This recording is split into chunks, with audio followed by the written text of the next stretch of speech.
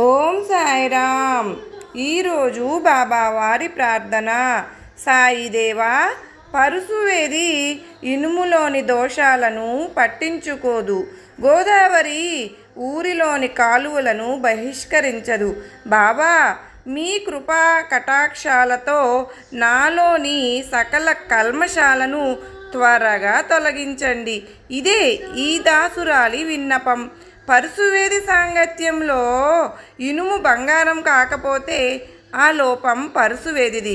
మీరు పరుసువేది, నేను ఇనుమును. నాలో పరివర్తన రాకపోతే ఆ లోపం మీపైన ఆపాదించబడకూడదు, మీకు అప్రతిష్ట రాకూడదు. కనుక నన్ను పాపిగా ఉంచకండి.